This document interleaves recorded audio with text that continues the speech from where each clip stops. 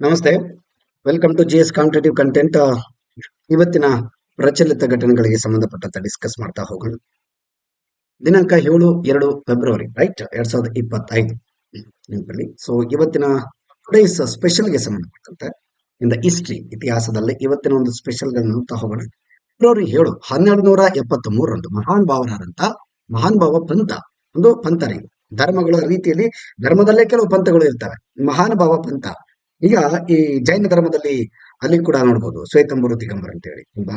ಬೌದ್ಧ ಧರ್ಮದಲ್ಲಿ ಈನಯಾನ ಮಹಾಯಾನ ಪಂಥಗಳದೆಲ್ಲ ಇದೇ ರೀತಿಯಲ್ಲಿ ಮಹಾನುಭಾವ ಪಂಥ ಅನ್ನೋ ಒಂದು ಪಂಥದಲ್ಲಿ ಇದರ ಸಂಸ್ಥಾಪಕರಾದಂತ ಶ್ರೀ ಚಕ್ರಧರ ಸ್ವಾಮಿಗಳು ನಿಧನರಾದಂತ ಒಂದು ದಿನ 1273 ಇತಿಹಾಸದಲ್ಲಿ ಇವರ ಒಂದು ಹೆಸರು ಉಲ್ಲೇಖ ಆಗಿದೆ. ಸೊ ಹಾಗಾಗಿ ನೀವು ಕೊಡಿ ಎಕ್ಸಾಮ್ಸ್ ಅಲ್ಲಿ ಈ ತರದ ಒಂದು ಕೆಲವು ಟಾಪಿಕ್ ಗಳನ್ನ ಕೇಳ್ತಾರೆ. ನಮಗೆ ಎಕ್ಸಾಂಪಲ್ ಬರೋವರೆಗೂ ಕೂಡ ಇದು ಯಾಕೆ ಕೇಳಿದ್ರು ಅನ್ನೋದು ಗೊತ್ತಾಗೋದಿಲ್ಲ. ಫೆಬ್ರವರಿ 7 1687 ಮೊಘಲ್ ಸೈನ್ಯವು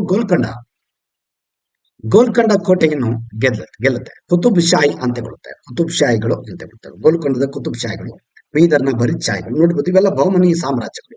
ಬಹುಮನಿ ಸುಲ್ತಾನರು ಟೋಟಲ್ ಆಗಿ ನೋಡಬಹುದು ಹಲವಾರು ಕಡೆ ತಮ್ಮ ಸಾಮ್ರಾಜ್ಯವನ್ನು ವಿಸ್ತರಣೆ ಮಾಡ್ತಾರೆ. ಅದರಲ್ಲಿ ಕುತುಬ್ ಶಾಹಿ, ಗೋಲ್ಕೊಂಡದ ಕುತುಬ್ ಶಾಹಿ ಅಂತ್ಯಗೊಳ್ಳುತ್ತೆ.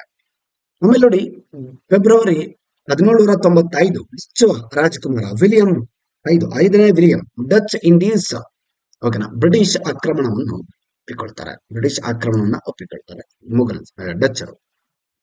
ರಾಜ್ಯ ಸುದ್ದಿಗೆ ಸಂಬಂಧಪಟ್ಟಂಗೆ ಮಾತಾಡಿದ್ರೆ ಕಾರ್ಬನ್ ಡೈಆಕ್ಸೈಡ್ ಬ್ಯಾಟರಿ ಬಿಡುಗಡೆ ಮಾಡಿದೆ ನೋಡಿ, ಬಿಡುಗಡೆ ಆಗಿದೆ. ಕರ್ನಾಟಕದ ಕೂಡ್ಗಿಯಲ್ಲಿ ತುಂಬಾ ಇಂಪಾರ್ಟೆಂಟ್. ಕೂಡ್ಗಿ NTPC ಅತ್ಯಾಧುನಿಕ CO2 ಕಾರ್ಬನ್ ಡೈಆಕ್ಸೈಡ್ ಬ್ಯಾಟರಿಯನ್ನ ಬಿಡುಗಡೆ ಮಾಡ್ತಾರೆ.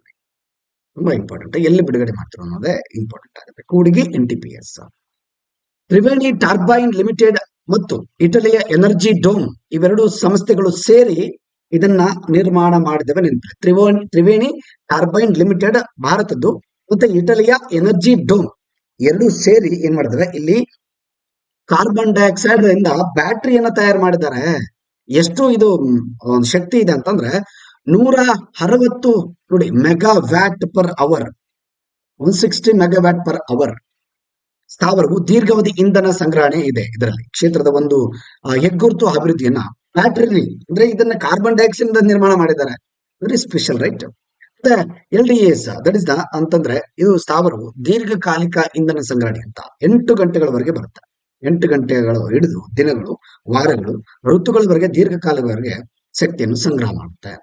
ಕಡಿಮೆ ಬೇಡಿಕೆಯ ಅವಧಿಯಲ್ಲಿ ಹೆಚ್ಚುವರಿ ಶಕ್ತಿಯನ್ನು ಸಂಗ್ರಹಿಸಲು ಮತ್ತು ಬೇಡಿಕೆ ಗರಿಷ್ಠವಾದಾಗ ಅದನ್ನು ಬಿಡುಗಡೆ ಮಾಡಲು ಅವುಗಳನ್ನು ಬಳಸಲಾಗ್ತಾ ಇದೆ.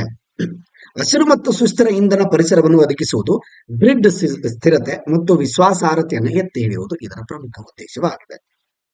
Right, yes, this is about Karnataka related news. ಮತ್ತೆ ನ್ಯಾಷನಲ್ ನ್ಯೂಸ್ಗೆ ಸಂಬಂಧಪಟ್ಟಂಗೆ ಡಿಸ್ಕಸ್ ಮಾಡೋಣ. ಭಿಕ್ಷಾಟನೆಯನ್ನ ನಿಷೇಧ ಮಾಡಲಾಗಿದೆ.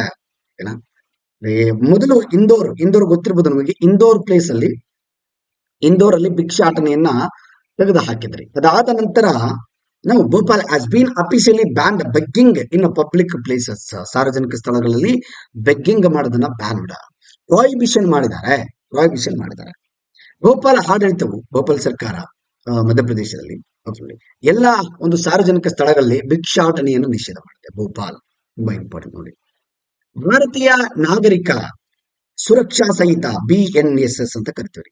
BNSS ಇವಾಗ ಏನು ನಮ್ಮದು IPC CRPC ಅವೆಲ್ಲ ಇದೊಳ್ರಿ, ಇಂಡಿಯನ್ ಎವಿಡೆನ್ಸ್ ಆಕ್ಟ್, ಅವುಗಳನ್ನ ಚೇಂಜ್ ಮಾಡಿದ್ರು. BNS ಸೊ ಈ ರೀತಿ ಎಲ್ಲ ಚೇಂಜ್ ಮಾಡಿದ್ರು. ಅದರಲ್ಲಿ BNSS ಪ್ರಕಾರ 2023 ಸೆಕ್ಷನ್ 163 ಅಡಿಯಲ್ಲಿ ಅಧಿಕಾರವನ್ನು ಚಲಾಯಿಸುವ ಭೋಪಾಲ್ ಆಡಳಿತವು ಎಲ್ಲಾ ರೀತಿಯ ಭಿಕ್ಷಾಟನೆ ಮತ್ತು ಭಿಕ್ಷುಕರಿಗೆ ದಾನ ನೀಡುವುದು, ಭಿಕ್ಷುಕರಿಂದ ಯಾವುದೇ ವಸ್ತುಗಳನ್ನು ಖರೀದಿಸುವುದನ್ನು ನಿಷೇಧಿಸಲಾಗ್ತಾ ಇದೆ.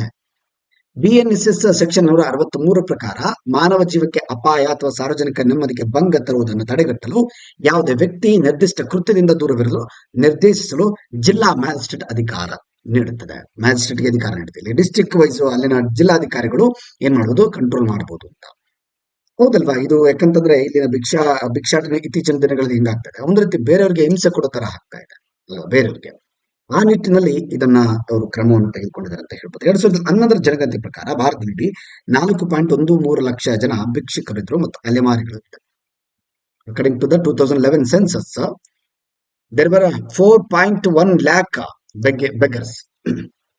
ಭಾರತೀಯ ಮಾನದಂಡಗಳ ಬ್ಯೂರೋದ ನಿರ್ದೇಶಕರು ಶೈಕ್ಷಣಿಕ ಕೈಗಾರಿಕಾ ಸಹಾಯಕ್ಕೆ ಒತ್ತು ನೀಡ್ತಾ ಇದ್ದಾರೆ. ಎಜುಕೇಶನ್ ಅಂಡ್ ಇಂಡಸ್ಟ್ರಿ ಮಿಕ್ಸ್ ಆಗಿರ್ತಕ್ಕಂಥ ಒಂದು ಇಲ್ಲಿನ ಯೋಜನೆಗೆ ಭಾರತೀಯ ಮಾನದಂಡಗಳ ಬ್ಯೂರೋದ ಮಹಾನಿರ್ದೇಶಕರು ಇಲ್ಲಿ ಹೆಲ್ಪ್ ಮಾಡ್ತಾ ಇದ್ದಾರೆ. ನೋಡ್ತಾ ಹೋಗೋಣ. ನಾವೀನ್ಯತೆ ಮತ್ತು ಆರ್ಥಿಕ ಬೆಳವಣಿಗೆಗೆ ಕಾರಣ ಆಗುವ ಮಾನದಂಡಗಳನ್ನು ರೂಪಿಸುವಲ್ಲಿ ಶೈಕ್ಷಣಿಕ ಕೈಗಾರಿಕಾ ಸಹಯೋಗದೊಂದಿಗೆ ಅವಶ್ಯಕತೆ ಇದೆ ಎಂದು ಮಹಾನಿರ್ದೇಶಕರು ಹೇಳ್ತಾರೆ. ಜೊತೆಗೆ ತಾಂತ್ರಿಕ ಪ್ರಗತಿ ಮತ್ತು ಆರ್ಥಿಕ ಅಭಿವೃದ್ಧಿಯನ್ನು ಹೆಚ್ಚಿಸಲು ಎಐಸಿ ಟ್ರಿಪಲ್ ಅಲಿಕ್ಸಾ ಮಾದರಿಯ ನಾವೀನ್ಯತೆ ಮಹತ್ವದ ಅಂಶವಾಗಿದೆ. ಟ್ರಿಪಲ್ ಅಲಿಕ್ಸಾ ಮಾದರಿಯ ನಾವೀನ್ಯತೆ ತೋರಿಸುವ ಇನ್ಫೋಗ್ರಾಫಿಕ್ ಇದಾಗಿದೆ ಈ ಯೋಜನೆ ಉದ್ದೇಶ. ನೋಡಿ, ಆಮೇಲೆ ಐಐಟಿ ಮದ್ರಾಸ್ ಸಂಶೋಧನಾ ಉದ್ಯಾನಗಳು 200ಕ್ಕೂ ಹೆಚ್ಚು ನವೋದ್ಯಮಗಳನ್ನು ರೂಪಿಸಿದ್ದು ಅದರಲ್ಲಿ 1000 ಕೋಟಿಗೂ ಹೆಚ್ಚಿನ ಹೂಡಿಕೆ ಆಕರ್ಷಿಸಿದೆ. ಜೊತೆಗೆ ಆರ್ಥಿಕ ಅಭಿವೃದ್ಧಿಗೆ ಚಾಲನೆ ನೀಡಿದ್ದಾರೆ. ಸಾಮಾಜಿಕ ಪ್ರಯೋಜನ ಏನಪ್ಪಾ ಅಂತಂದ್ರೆ ಪೂಸಾ ಬಾಸ್ಮತಿ ಅಕ್ಕಿ ಪ್ರಭೇದಗಳು ಸುಸ್ಥಿರ ಬಾಸ್ಮತಿ ಅಕ್ಕಿ ಮತ್ತು ಕೃಷಿ ರಫ್ತಿಗೆ ಅಪಾರ ಕೊಡುಗೆ ನೀಡತಕ್ಕಂಥದ್ದು. ಇದು ಕೃಷಿ ಮತ್ತು ಶಿಕ್ಷಣ ಎರಡನ್ನು ಮಿಕ್ಸ್ ಮಾಡಿದಾಗ ಈ ರೀತಿಯ ಒಂದು ಡೆವಲಪ್ಮೆಂಟ್ ಆಗುತ್ತೆ ಡೆಫಿನೆಟ್ಲಿ.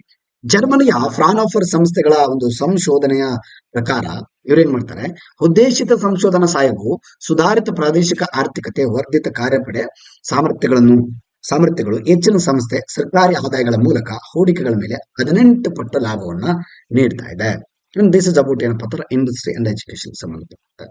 ಇಂಟರ್ನ್ಯಾಷನಲ್ ನ್ಯೂಸ್ಗೆ ಸಂಬಂಧಪಟ್ಟಂಗೆ ಚರ್ಚೆ ಮಾಡೋಣ. ಏನೆಲ್ಲ ಇಂಟರ್ನ್ಯಾಷನಲ್ ಸಣ್ಣ ಒಂದು ವಿಚಾರ ಇದೆ, ನಾನು ಆಲ್ರೆಡಿ ಮೊನ್ನೆ ಕ್ಲಾಸ್ ಅಲ್ಲಿ ಇದನ್ನು ಡಿಸ್ಕಸ್ ಮಾಡಿದ್ದೀನಿ. ಬಾಟ್ ಡಿ ವೇವರ್ ಬೆಲ್ಜಿಯಂನ ಪ್ರಧಾನಮಂತ್ರಿಯಾಗಿ ಪ್ರಮಾಣ ವಚನ ಸ್ವೀಕಾರ ಮಾಡಿದ್ದಾರೆ. ಮೊನ್ನೆ ಆಯ್ಕೆ ಆಗಿದ್ರು, ಏನ್ ಮಾಡಿದ್ದಾರೆ, ನಿನ್ನೆ ಇವರು ಪ್ರಧಾನಮಂತ್ರಿಯಾಗಿ ನಮ್ಮ ಅಧಿಕಾರವನ್ನ ಪ್ರಮಾಣ ವಚನದ ಮುಖಾಂತರ ಸ್ವೀಕಾರ ಮಾಡಿದ್ದಾರೆ. ಬೆಲ್ಜಿಯಂ ಎಲ್ಲಿದೆ ಇಲ್ಲಿ, ಬೆಲ್ಜಿಯಂ ಇದರ ರಾಜಧಾನಿ ಬ್ರಸೆಲ್ಸ್. ಇದರ ಒಂದು ಗಡಿ ಪ್ರದೇಶಗಳಲ್ಲಿ ನೆದರ್ಲ್ಯಾಂಡ್ ಇದೆ, ಜರ್ಮನಿ ಇದೆ, ತುಂಬಾ ಇಂಪಾರ್ಟೆಂಟ್ ಆಗಿರ್ತಕ್ಕಂಥದ್ದು ಫ್ರಾನ್ಸ್ ಕೂಡ ಇದೆ. ದೀಸ್ ಆರ್ ಆಲ್ ಏನಪ್ಪಾ ಅಂತಂದ್ರೆ ಇಲ್ಲಿನ ಬಾರ್ಡರ್ ಕಂಟ್ರಿಗಳು ನೆನಪಿರಲಿ.